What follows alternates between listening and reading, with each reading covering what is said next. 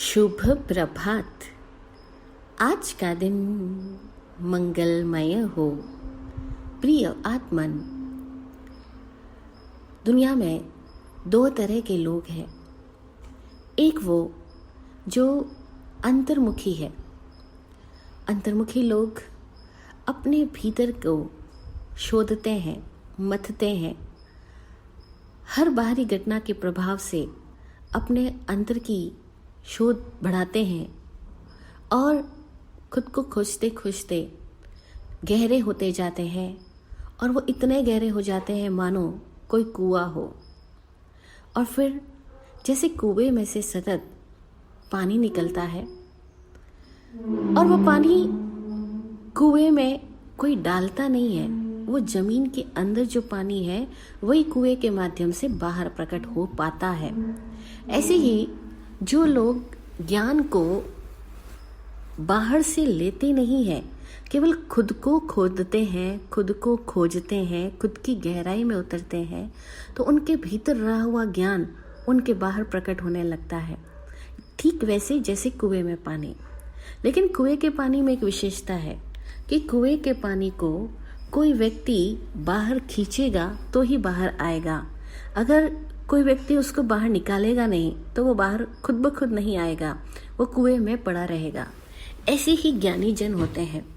कोई उनसे प्रश्न करेगा तो वाणी बाहर प्रकट होगी, कोई प्रश्न नहीं करेगा तो वाणी बाहर प्रकट नहीं होगी। वाणी है, ज्ञान है, लेकिन वो अभिव्यक्ति तभी पाएगा जब सामने कोई निमित्त आएगा, जब सामने कोई प्यासा आएगा, जब सामने कोई प्रश्न करता आएगा, और जब सामने कोई ऐसा गहरा जिज्ञासु शोधी समर्पित साधक आएगा कि जो अपने समर्पण की डोर से कुएं की गहराई में रहे हुए पानी को साथ संबंध स्थापित करेगा।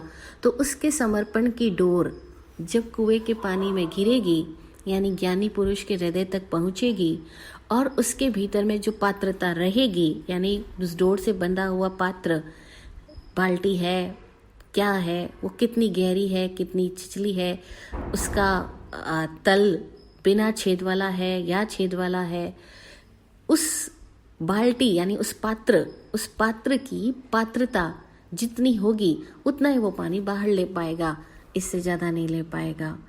ठीक ऐसे ही ज्ञानी पुरुष के पास जो व्यक्ति जाएगा वो अपने समर्पण और अपनी पात्रता के बल पर ज्ञानी पुरुष के हृदय का ज्ञान, ज्ञानी पुरुष की आत्मा का ज्ञान ग्रहण कर पाएगा। किंतु दूसरे ऐसे लोग हैं जिनका जीवन ऐसा है कि वो अपने अंतर्मुखी नहीं होते। वो बाहर से सब चीज़ों को जान लेना चाहते हैं, बाहर से किताबें पढ़ करके, डिस्कोर्सेस सुन करके, बाहर से लोगों की राय सुन करके, लोगों की रिमार्क्स पढ़ करके, बस वो बाहर से ही पूरी दुनिया का ज्ञान जान लेना चाहते हैं। वो जान लेना चाहते हैं जम्बूद्वीप क्या है, महाविद्य क्या है, स्वर्ग क्या है, नरक क्या है, तीर्थों का क्या प्रयोजन है, कैसे जीव जन्म लेता है, कैसे मरता है, क्या क्या कर्म होते हैं, कैसे कैसे बनते हैं। वो उन सारी चीज़ों का ज्ञान लेना चाहता है, स्वर्ग, नरक, मोक्ष। लेकिन किस रूप में? केवल बाहर के शब्दों के रूप में जान लेना चाहता है। वो लोगों के अनुभवों को पलट लेना चाहता है, पढ़ लेना चाहता है। इस तरह से वो व्यक्ति पंडित बनना चाहता है। जो पंडित होता है वो हौज के पानी की तरह होता है।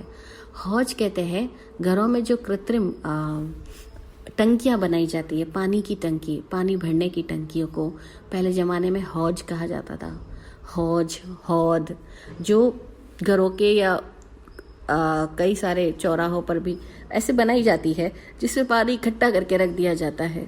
उसमें पानी ऊपर से डालना पड़ता है और फिर जितना डालो उतना ही पड़ा रहता है, और वो पानी धीरे धीरे गंदा होता रहता है, क्योंकि वो पानी के अंदर कोई प्रवाह नहीं है। वो पानी आर्टिफिशियली कलेक्ट करके रखा गया पानी है, उसमें प्रवाह नहीं है। इसीलिए क्या होता है कि हौज का पानी जैसे जैसे उलीचा जाएगा, बाहर निकलेगा, जैसे जैसे लोग उसको बाहर यूज में लेंगे वो खत्म होता जाएगा। और हौज का पानी अगर काम में ना लिया जाएगा, अथवा उलीचा जाए अथवा ना जाए, हौज में धीरे धीरे गंदगी इकट्ठी होगी ही, और इस तरह से उस पानी के अंदर कोई कूड़ा करकट आ सकता है, उसके अंदर गंदगी हो सकती है, क्योंकि उस पानी के अंदर सतत प्रवाह नहीं है। वो पानी इकट्ठा किया गया पानी है। कुएं का पानी इकट्ठा किया गया पानी नहीं है। कुएं का पानी वह पानी है जो धरती के भीतर में था ही, खोदते खोदते धरती में से निकाला गया है।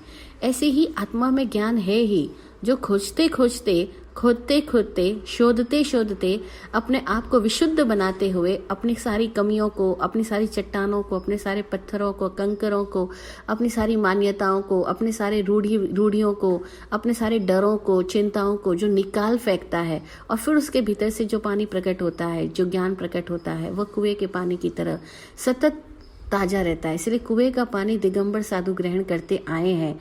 जैन साधुओं ने कुएं का पानी प्राचीन काल से ग्रहण किया, क्योंकि कुएं के पानी में एक विशेषता होती है, वहाँ जीवन धारा है, जीवंतता है, प्रवाह है, इसीलिए वहाँ शुद्धि बनी रहती है, वह अशुद्ध नहीं होता है। तो जैसे कुएं का पानी धरती का अपना पानी है, ऐसे ही ज्ञानी पुरुष का ज्ञान उसका निजी अनुभव है, जो उसके निजी शोध से प्रकट हुआ है, जो अपने निजी कर्मों की निर्जरा से प्रकट हुआ है। लेकिन पंडित का ज्ञान हौज के पानी की तरह ज्ञान है, जो उसने उधार की जानकारियां इकट्ठी की है, जो उसने पढ़ पढ़ करके इकट्ठा किया है, डायरियों में इकट्ठा किया, दिमाग में इकट्ठा किया, और आज वो विद्वान तोते की तरह बन गया है। जो भी पूछा जाए फटाफट रटा रटाया उत्तर दे देगा, लेकिन उसके ज्ञान में वो पवित्रता, वो निर्मलता, वो ताजगी कभी भी नहीं हो सकती। उसका ज्ञान अतीत का ज्ञान होगा, और अतीत के ज्ञान को ज्ञान ही नहीं कहते, उसको तो जानकारियां कहते हैं। ज्ञान तो वर्तमान का होता है, लेकिन वर्तमान का ज्ञान तो केवल ज्ञानी को होगा, पंडित को नहीं होगा। तो पंडित हौज के पानी की तरह है, और ज्ञानी कुएं के पानी की तरह है। अब हमें क्या होना है, हमें ये सोचना है। हम खुद को शोधेंगे तो कुएं के पानी की तरह निर्मल ज्ञान को प्रकट करेंगे। हम बाहर से उधार ज्ञान प्राप्त करके अपने आप को ज्ञानी बनाना चाहेंगे तो हम पंडित की तरह हौज का पानी हो जाएंगे। देखें, हौज बनना है जो कि धीरे धीरे सड़ेगा, बुद्धि भ्रष्ट होएगी, बुढ़ापे तक भूल जाओगे जो रटा है, और ज्ञानी बनोगे खुद को शोध करके, खुद की शुद्धिकरण से, तो कुएं के पानी की तरह सतत सलीला रहेगी। जय हो, जय हो, जय हो। जय विराट शांति गुरुवे नमः। सबका कल्याण हो। ओम शांति, ओम शांति।